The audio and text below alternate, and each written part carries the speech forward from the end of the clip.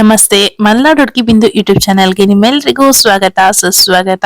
ಇವತ್ತಿನ ಈ ವಿಡಿಯೋದಿಂದ ಕೆಲವೊಬ್ಬರಿಗೆ ಬೇಜಾರಾಗ್ಬೋದು, ಹಾಗೆ ಕೆಲವೊಂದು ವಿಚಾರದ ಬಗ್ಗೆ ಕ್ಲಾರಿಟಿ ಕೂಡ ಸಿಗ್ಬೋದು. ಇದ್ರ ಜೊತೆಗೆ ನಾನು ಈಗ ಡೇರೆ ಗಿಡಕ್ಕೆ ಒಂದು ಟಿಪ್ಸ್ ನ ಹೇಳ್ಕೊಡ್ತೀನಿ, ಹಾಗೆ ಒಂದು ಗೊಬ್ಬರನ ತೋರ್ಸ್ಕೊಡ್ತೀನಿ. ಇದ್ರ ಜೊತೆಗೆ ನನ್ ಡೇರೆ ಗಿಡದಲ್ಲಿ ಸಾಕಷ್ಟು ಮೊಗ್ಗು ಕೂಡ ಕೂರ್ತಾ ಇದೆ. ಅಷ್ಟೇ ಅಲ್ಲ, ಈ ಸಲದು ಒಂದು ಹೂ ಕೂಡ ಅರಳಿದೆ. ಈಗ ಇಲ್ಲಿ ನೋಡ್ತಾ ಇರೋ ಹೂ ಯಾವುದು ಈ ವರ್ಷದಲ್ಲ, ಇದೆಲ್ಲ ಕಳೆದ ವರ್ಷದ್ದು. ನಾನು ಡೇರೆ ಗಿಡಕ್ಕೆ ಗೊಬ್ಬರನ ಕೊಡೋಣ ಅಂತ ಹೋಗಿದ್ದೆ. ಅಲ್ಲಿ ನಂಗೊಂದು ಆಶ್ಚರ್ಯ ಕಾದಿತ್ತು. ಈ ರೀತಿ ಡೇರೆ ಗಿಡ ಮುರಿದು ಬಿದ್ದೋರೊಟ್ಟಿಗೆ ಕೆಳಗಡೆ ಜೋಲ್ತಾ ಇತ್ತು. ನಾನ್ ಮೊನ್ನೆ ತಾನೇ ಕಟ್ ಹೋಗಿದ್ನಲ್ಲ, ಇದು ಹೇಗೆ ಈ ರೀತಿ ಮುರಿದು ಬಿದ್ದಂಗಾಗಿದೆ ಅಂತ ಅನ್ಕೊಳ್ತಾ ಇದ್ದೆ. ಆದ್ರೆ ಮೊನ್ನೆ ಬಂದಾಗ ನಾನು ಇದನ್ನ ಸರಿಯಾಗಿ ಅಬ್ಸರ್ವೇ ಮಾಡ್ಲಿಲ್ಲ. ಇಲ್ಲಿ ನೋಡಿ, ಇದು ಮುರ್ದಂಗಾಗಿತ್ತು ಅಂತ ಅನ್ಕೊಂಡಿದ್ದಷ್ಟೇ ನಾನು. ಆದ್ರೆ ಇದು ಇಲ್ಲೇ ಮುರಿದು ಅಲ್ಲಿಂದಾನೇ ಹೊಸ ಬೇರ್ಗಳನ್ನ ಕೊಟ್ಟಿದೆ. ಅದು ಇದನ್ನ ಸರಿಯಾಗಿ ಅಬ್ಸರ್ವ್ ಮಾಡಿ ಖಂಡಿತವಾಗ್ಲೂ ನಿಮ್ಗೆ ಗೊತ್ತಾಗುತ್ತೆ ಅದು ಎಷ್ಟು ಚೆನ್ನಾಗಿ ಎಷ್ಟು ಉದ್ದಕ್ಕೆ ಬೇರ್ ಕೊಟ್ಟಿದೆ ಅನ್ಕೊಂಡು. ಗಿಡದಲ್ಲಿ ಮೇಲ್ಗಡೆ ಹರೆಗೆನೆ ಮತ್ತೆ ಇದು ಹೊಸ ಬೇರ್ಗಳನ್ನ ಕೊಟ್ಟಿದೆ. ಈಗ ಇದನ್ನ ನಾನು ಇಲ್ಲೇ ಕಟ್ ಮಾಡ್ಕೊಂಡು ಮತ್ತೊಂದು ಹೊಸ ಗಿಡನ ಮಾಡ್ಕೊಬಹುದು ಅಂತ ಹೇಳ್ಕೊಂಡು ಅದನ್ನ ಕಟ್ ಮಾಡ್ಕೊಂಡು ತಂದಿದ್ದೀನಿ. ಈಗ ಇದನ್ನ ನಾನು ಮತ್ತೊಂದು ಪಾಟಿಗೆ ಹಾಕೊಂಡು ನಡ್ಕೊಳ್ತಾ ಇದ್ದೀನಿ. ನಾನು ಇಲ್ಲಿ ಏನ್ ಪಾಟ್ ನಲ್ಲಿ ನಡ್ತಾ ಇದ್ದೀನಲ್ಲ, ಈ ಪಾಟ್ ನಲ್ಲಿ ಕೆಲವೊಂದು ಗಡ್ಡೆಗಳನ್ನ ಹಾಕಿದ್ದೆ, ಆದ್ರೆ ಅಲ್ಲಿ ಚಿಗರೆ ಬಂದಿರ್ಲಿಲ್ಲ. ಅದಕ್ಕೋಸ್ಕರ ಇಲ್ಲಿ ನಾನು ಈಗ ಗಿಡನ ನಟ್ಕೊಳ್ತಾ ಇದ್ದೀನಿ. ನನ್ ಚಾನಲ್ಗೆ ಯಾರಾದ್ರೂ ಹೊಸೊಬ್ರ ಆಗಿದ್ರೆ ದಯವಿಟ್ಟು ಚಾನಲ್ಗೆ ಸಬ್ಸ್ಕ್ರೈಬ್ ಮಾಡ್ಕೊಂಡು ಪಕ್ಕದಲ್ಲೇ ಇರುವಂತ ಬೆಲ್ ಐಕಾನ್ ಕ್ಲಿಕ್ ಮಾಡ್ಕೊಂಡು ವಿಡಿಯೋ ಇಷ್ಟ ಆದ್ರೆ ಲೈಕ್ ಮಾಡಿ, ಹೆಚ್ಚಿನ ಜನಕ್ಕೆ ಇದನ್ನ ಶೇರ್ ಮಾಡಿ, ಅವ್ರಿಗೂ ಕೂಡ ಇದು ಯೂಸ್ಫುಲ್ ಆಗ್ಬೋದು. ನಾನು ಇದೇ ರೀತಿಯಾಗಿ ಗಾರ್ಡನಿಂಗ್ ವಿಡಿಯೋಸ್ ನ ಹಾಕ್ತಾ ಇರ್ತೀನಿ. ಈಗ ಡೇರೆ ಗಿಡಕ್ಕೆ ನಾನೊಂದು ಲಿಕ್ವಿಡ್ ಫರ್ಟಿಲೈಸರ್ ನ ತಂದಿದ್ದೀನಿ. ಇದು ಬಯೋವೀಟಾ ಕಂಪ್ನಿದು ಸೀವೀಡ್ ಲಿಕ್ವಿಡ್ ಫರ್ಟಿಲೈಸರ್. ನಾನು ಮತ್ತು ಬೇರೆ ಬೇರೆ ರೀತಿಯಾದಂತಹ ಫರ್ಟಿಲೈಸರ್ನೆಲ್ಲ ತೋರ್ಸ್ಕೊಟ್ಟಿದ್ದೀನಿ. ಬೇರೆ ಬೇರೆ ರೀತಿಯಾದಂತಹ ಗಿಡಕ್ಕೆ ಹಾಗೆ ಡೇರೆ ಗಿಡಕ್ಕೂ ಕೂಡ ತೋರ್ಸ್ಕೊಟ್ಟಿದ್ದೀನಿ ಕೆಲವೊಂದು ಫರ್ಟಿಲೈಸರ್ನ. ನೀವು ಅದನ್ನ ಬಳಸ್ಕೊಬಹುದು. ಇವತ್ತು ನಾನು ಸೀವೀಡ್ ಫರ್ಟಿಲೈಸರ್ನ ಯಾಕೆ ತೋರ್ಸ್ಕೊಡ್ತಾ ಇದ್ದೀನಿ ಅಂದ್ರೆ, ಕೆಲವೊಬ್ರಿಗೆ ಕೆಲವೊಂದು ಲಿಕ್ವಿಡ್ ಫರ್ಟಿಲೈಸರ್ ಸಿಗೋದಿಲ್ಲ, ಕೆಲವೊಬ್ರಿಗೆ ಆರ್ಗ್ಯಾನಿಕ್ ಆಗಿ ಮಾಡೋದಿಕ್ಕೆ ಪುರ್ಸೊತ್ತಿರೋದಿಲ್ಲ. ಅದಕ್ಕೋಸ್ಕರ ನಾನು ಆರ್ಗ್ಯಾನಿಕ್ ಆಗಿರೋ ಅಂತದನ್ನೇ ಅಂಗಡಿಗಳಲ್ಲಿ ಸಿಗುವಂತಹ ಒಂದು ಫರ್ಟಿಲೈಸರ್, ಈ ಸೀವೀಡ್ ಫರ್ಟಿಲೈಸರ್, ಇದನ್ನ ತೋರ್ಸ್ಕೊಡ್ತಾ ಇದ್ದೀನಿ. ಇದು ನಿಮ್ಗೆ ಆನ್ಲೈನ್ ಅಲ್ಲಿ ಕೂಡ ಸಿಗುತ್ತೆ, ಆಫ್ಲೈನ್ ನಲ್ಲಿ ಔಷಧ ಅಂಗಡಿಗಳಲ್ಲಿ ಕೂಡ ಸಿಗುತ್ತೆ. ನೀವು ಪರ್ಚೇಸ್ ಮಾಡ್ಕೊಬಹುದು. ನಾನು ಇಲ್ಲಿ ಒಂದು 5 ಲೀಟರ್ ಆಗುವಷ್ಟು ನೀರನ್ನ ಇಟ್ಕೊಂಡು ಅದಕ್ಕೆ 5 ml ಆಗುವಷ್ಟು ಈ ಸೀವೀಡ್ ಲಿಕ್ವಿಡ್ ಫರ್ಟಿಲೈಸರ್ ನ ಹಾಕೊಳ್ತಾ ಇದ್ದೀನಿ. 1 ಲೀಟರ್ಗೆ 1 ml ರೀತಿನಲ್ಲಿ ಹಾಕ್ಬೇಕು. ನಾನು ಇಲ್ಲಿ 5 ಲೀಟರ್ ನೀರಿಗೆ 5 ml ಆಗುವಷ್ಟು ಸೀವೀಡ್ ಲಿಕ್ವಿಡ್ ಫರ್ಟಿಲೈಸರ್ ನ ಹಾಕೊಂಡು ಈ ರೀತಿಯಾಗಿ ಮಿಕ್ಸ್ ಮಾಡ್ಕೊಳ್ತಾ ಇದ್ದೀನಿ. ಇದನ್ನ ನೀವು ಗಿಡದ ಬುಡಕ್ ಮಾತ್ರ ಅಲ್ಲ, ಗಿಡದ ಮೇಲೂ ಕೂಡ ಇದನ್ನ ಸ್ಪ್ರೇ ಮಾಡ್ಬೋದು. ಆದ್ರೆ ಇದನ್ನ ನಾನು ಡೇರೆ ಗಿಡಕ್ಕೆ ಸ್ಪ್ರೇ ಎಲ್ಲ ಮಾಡೋದಿಲ್ಲ, ಆದ್ರೆ ಇದನ್ನ ಗಿಡದ ಬುಡಕ್ಕೆನೆ ಕೊಡ್ತೀನಿ ಡೈರೆಕ್ಟ್ ಆಗಿ.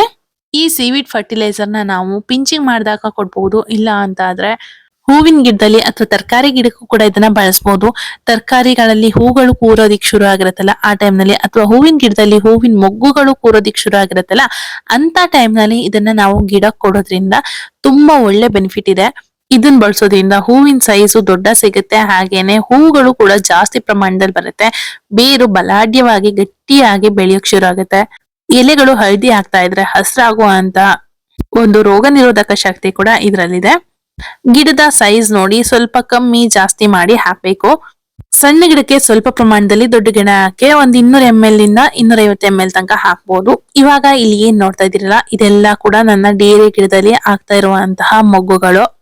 ತುಂಬಾ ಮೊಗ್ಗು ಕೂರ್ತಾ ಇದೆ, ತುಂಬಾ ಗಿಡದಲ್ಲಿ ಮೊಗ್ಗುಗಳು ಕೂರ್ತಾ ಇದೆ. ಆದ್ರೆ ನಾನು ನಿಮಗೆ ತೋರಿಸಿರೋದು ಒಂದೇ ಗಿಡದಲ್ಲಿ, ಆದ್ರೆ ಬೇರೆ ಬೇರೆ ಗಿಡದಲ್ಲಿ ಸುಮಾರಷ್ಟು ಮೊಗ್ಗುಗಳು ಕೂರೋದಿಕ್ಕೆ ಶುರು ಆಗಿದೆ. ನೋಡ್ಬೇಕು ಯಾವ ಹೂಗಳು ಅರಳುತ್ತೆ ಅನ್ನೋ ಒಂದು ಕ್ಯೂರಿಯಾಸಿಟಿ ತಡ್ಕೊಳಕ್ ಆಗ್ತಿಲ್ಲ.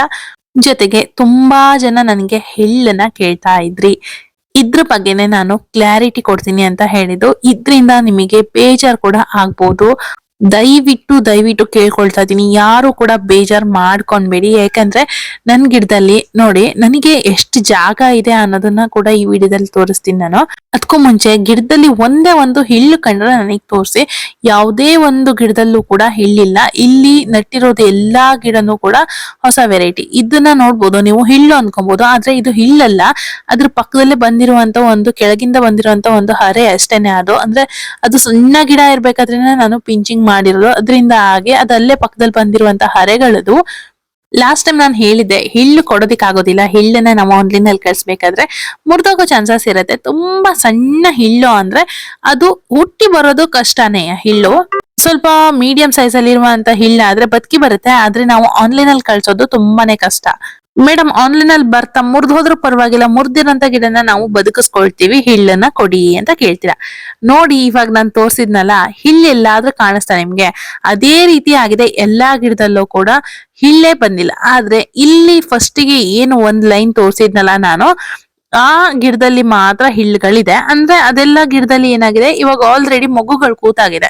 ಹೇಗ್ ಕೊಡ್ಲಿ ನಾನು ಮೊಗ್ಗುಗಳನ್ನ ಕೂರ್ಬೇಕಾದ್ರೆ? ಹೌದು ತಾನೆ, ಯಾರಿಗ್ ತಾನೇ ಆ ಇಷ್ಟ ಆಗತ್ತೆ ಇವಾಗ ಮೊಗ್ಬಿಟ್ಟಿರುವಂತಹ ಗಿಡನ ಕಿತ್ತು ಕೊಡೋದು ಅಂದ್ರೆ? ನನ್ಗಂತೂ ಕಂಡಪಟ್ಟೆ ಬೇಜಾರಾಗತ್ತೆ. ನೀವು ಇಷ್ಟೆಲ್ಲಾ ಕೇಳ್ತಾ ಇದ್ದೀರಾ ಅಂತ ಅನ್ಕೊಂಡು ನಾನು ಈ ಸಲಕ್ಕೆ ಒಂದು ಐಡಿಯಾ ಮಾಡಿದ್ದೀನಿ. ಏನಪ್ಪಾ ಅದು ಅಂದ್ರೆ, ಇವಾಗ ಗಿಡಗಳೆಲ್ಲ ಹೂ ಬಿಟ್ಟು ಮುಗಿಯುತ್ತಲ್ಲ, ಆ ಟೈಮ್ ನಲ್ಲಿ ಹರೆಗೆ ನಾನು ಬೇರ್ ಬರ್ಸಿ ಕೊಡೋಣ ಅಂತ ಒಂದು ಐಡಿಯಾ ಮಾಡಿದೀನಿ. ಆದ್ರೆ ಅಲ್ಲಿವರೆಗೂ ನೀವು ಸಮಾಧಾನದಿಂದ ವೇಟ್ ಮಾಡ್ಬೇಕು. ಅದು ಎಷ್ಟು ಹರೆಗಳು ಉಳಿಯುತ್ತೆ, ಯಾವೆಲ್ಲ ವೆರೈಟಿ ಉಳಿಯುತ್ತೆ ಗೊತ್ತಿಲ್ಲ. ಯಾವ ಗಿಡದಿಂದ ನಾನು ಹರೆಗಳನ್ನ ತೆಗ್ದು ಬೇರ್ ಬರ್ಸಿ ಸೇಲ್ ಮಾಡ್ಬೇಕು ಅಂತ ಅನ್ಕೊಂಡಿರ್ತೀನಲ್ಲ, ಅದಕ್ಕೆಲ್ಲ ನಾನು ಹೆಸರು ಬರ್ದಿಟ್ಕೊಳ್ತೀನಿ. ಅಲ್ಲಿವರೆಗೂ ದಯವಿಟ್ಟು ನನ್ಗೆ ಸಹಕಾರ ಮಾಡಿ ಪ್ಲೀಸ್. ಈಗ ಡೇರೆ ಗಿಡದ ಬಗ್ಗೆ ಒಂದು ಸಣ್ಣ ಟಿಪ್ಸ್ ಅನ್ನ ಹೇಳ್ತೀನಿ. ಈ ವಿಷಯನ ನಾನು ಕಳೆದ ವರ್ಷ ಕೂಡ ಹೇಳಿದ್ದೀನಿ. ಈ ಡೇರೆ ಗಿಡದಲ್ಲಿ ಈ ರೀತಿ ಕೆಳಭಾಗದಲ್ಲಿರುವಂತ ಎಲೆಗಳು ಏನಿರುತ್ತಲ್ಲ, ಅದನ್ನೆಲ್ಲ ನಾವು ಕಿತ್ತಾಕ್ಬಿಡ್ಬೇಕು. ಅದರಿಂದ ನಮ್ಗೆ ಏನೂ ಕೂಡ ಯೂಸ್ ಇಲ್ಲ. ಆ ರೀತಿ ಕಿತ್ತ ಹಾಕೋದ್ರಿಂದ ಏನಾಗುತ್ತೆ ಅಂದ್ರೆ, ಗಿಡಕ್ಕೆ ಕೊಳೆ ರೋಗ ಬರೋದು, ಎಲೆ ಕೊಳೆ ರೋಗ ಅಥವಾ ಕಾಂಡ ಕೊಳೆ ರೋಗ ಈ ರೀತಿ ಬರೋದು ಕಮ್ಮಿ ಆಗತ್ತೆ. ಈ ಕೆಳಭಾಗದ ಎಲೆಗಳು ಇದ್ರೆ ಎಲೆಗಳೆಲ್ಲ ಅಲ್ಲಲ್ಲೇ ಕೊಳ್ತು ಗಿಡಕ್ಕೆ ಫಂಗಸ್ ಬರುತ್ತೆ. ಮತ್ತೆ ಇದು ಯಾವುದೇ ರೀತಿಯಾಗಿ ಯೂಸ್ ಕೂಡ ಇಲ್ಲ ನಮ್ ಗಿಡಕ್ಕೆ.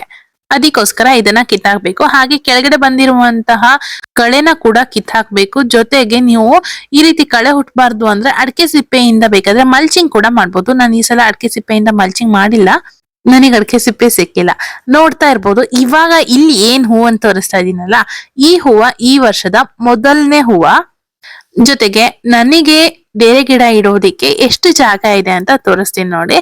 ಇರೋದು ಇಷ್ಟೇ ಜಾಗ, ಆಯ್ತಾ? ಇದ್ರಲ್ಲಿ ನಾನು ನನ್ನ ಗಿಡನೇ ಅದಕ್ಕೆ ಉಸಿರಾಡಕ್ ಜಾಗ ಇಲ್ದೇ ಇರೋ ರೀತಿನಲ್ಲಿ ಒತ್ತಿ ಒತ್ತಿ ಒತ್ತಿ ಒತ್ತಿ ಇಟ್ಟಿದೀನಿ. ಅದ್ರಲ್ಲೂ ನೀವು ಗಿಡ ಮಾಡ್ಕೊಡಿ ಮೇಡಮ್, ಕೊಡಿ ಮೇಡಮ್, ಸಸಿ ಕೊಡಿ ಮೇಡಮ್, ಪ್ಲೀಸ್ ಮೇಡಮ್ ಹೆಂಗಾದ್ರೂ ಮಾಡಿ ಗಿಡ ಕೊಡಿ ಮೇಡಮ್ ಅನ್ನೋದ್ ನೋಡಿದ್ರೆ ನನಗ್ ನಿಜವಾಗ್ಲೂ ಬೇಜಾರಾಗತ್ತೆ. ನಿಮಗ್ ಬೇಜಾರಾಗತ್ತೋ ಇಲ್ಲ ನನ್ ಮಾತ್ ಕೇಳಿ ನಿಜ ಗೊತ್ತಿಲ್ಲ. ಆದ್ರೆ ನೀವು ಕೇಳಿದಾಗ ನಿಮ್ಮ ರಿಕ್ವೆಸ್ಟ್ ನ ನನಗ್ ಪೂರೈಕೆ ಮಾಡೋದಿಕ್ ಆಗೋದಿಲ್ಲ ಅಲ್ಲ ಅನ್ನೋದೊಂದು ಬೇಜಾರಂತೂ ನಿಜಕ್ಕೂ ಇದೆ.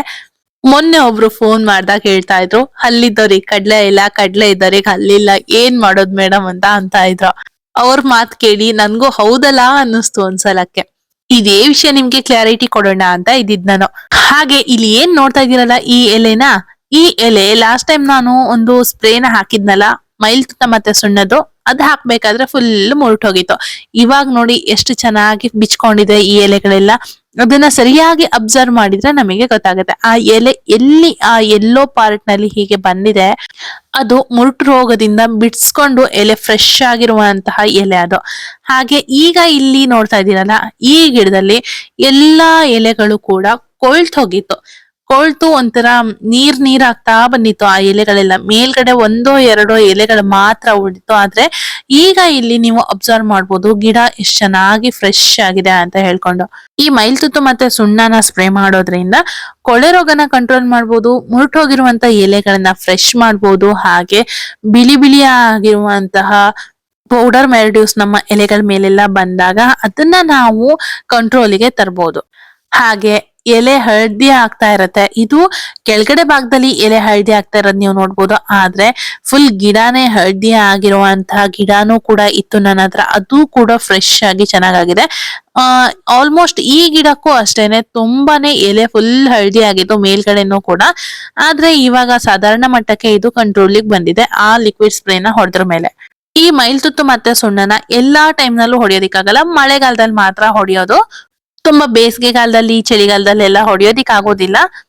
ಅದಕ್ಕೋಸ್ಕರ ಮಳೆಗಾಲದಲ್ಲಿ ಮಾತ್ರ ಇದನ್ನ ಸ್ಪ್ರೇ ಮಾಡ್ಬೋದು. ಹಾಗೆ ನಾನು ಗಿಡದಿಂದ ಎಲೆಗಳನ್ನ ತೆಗಿಬೇಕು ಅಂತ ಅನ್ನಲ್ವಾ, ಕೆಳಭಾಗದ ಎಲೆಗಳನ್ನ ನೋಡ್ತಾ ಇರ್ಬೋದು. ಇಲ್ಲಿ ಒಂದ್ ತೋರ್ ಬೆರಳಿಂದ ಹೆಬ್ಬೆರಳಿಗೆ ನಾನು ಇಟ್ಟು ತೋರಿಸ್ತಾ ಇದೀನಲ್ಲ ಅಳ್ತೆನ, ಅಷ್ಟು ಪ್ರಮಾಣದಲ್ಲಿ ನೀವು ಎಲೆಗಳನ್ನ ತೆಗೆದ್ರೆ ಸಾಕು. ನಿಮ್ಮ ಗಿಡದಲ್ಲಿರುವಂತ ಎಲೆ ನೆಲಕ್ ತಾಗೋದಿಲ್ಲ. ನೆಲಕ್ ತಾಗದೆ ಇರೋದ್ರಿಂದ ನಿಮ್ಮ ಗಿಡಕ್ಕೆ ಕೊಳೆ ಅನ್ನೋದು ಬರೋದು ಕಮ್ಮಿ ಆಗತ್ತೆ. ಇದು ನೋಡಿ, ಇದು ಒಂದೇ ಗಿಡ ಪಿಂಚಿಂಗ್ ಮಾಡಿದ್ದೆ ನಾನು. ಒಂದ್ 2-3 ಸಲ ಪಿಂಚಿಂಗ್ ಮಾಡಿದ್ದೆ ಆ ಗಿಡಕ್ ಮಾತ್ರ. ತುಂಬಾನೇ ಬುಷಿಯಾಗಿ ಬಂದಿದೆ ಅದು. ನೋಡಿದ್ರಲ್ಲ, ಇವತ್ತಿನ ವಿಡಿಯೋ ಇಷ್ಟೇನೆ. ಇವತ್ತಿನ ವಿಡಿಯೋದಲ್ಲಿ ನಿಮಗೆ ಒಂದಿಷ್ಟು ಕ್ಲಾರಿಟಿ ಸಿಕ್ಕಿದೆ, ಹಾಗೆ ಆ ಒಂದು ಟಿಪ್ಸ್ ಕೂಡ ಸಿಕ್ಕಿದೆ, ಒಂದು ಫರ್ಟಿಲೈಸರ್ ಕೂಡ ಸಿಕ್ಕಿದೆ. ಇದು ನಿಮ್ಗೆ ಯೂಸ್ಫುಲ್ ಆಗಿದೆ ಅಂತ ಅನ್ಕೊಳ್ತಾ ಇವತ್ತಿನ ವಿಡಿಯೋ ಇಲ್ಲಿಗೆ ಮುಗಿಸ್ತಾ ಇದ್ದೀನಿ. ಮತ್ತೆ ಯಾವ್ದಾದ್ರು ಹೊಸ ವಿಡಿಯೋದಲ್ಲಿ ಸಿಗ್ತೀನಿ. ನನ್ ಮಾತಿಂದ ನಿಮಗೆ ಬೇಜಾರಾಗಿದೆ, ಐ ಆಮ್ ಎಕ್ಸ್ಟ್ರೀಮ್ಲಿ ಸಾರಿ. ಹೊಸ ವಿಡಿಯೋದಲ್ಲಿ ಸಿಗೋಣ. ಅಲ್ಲಿವರೆಗೂ love you all, bye bye.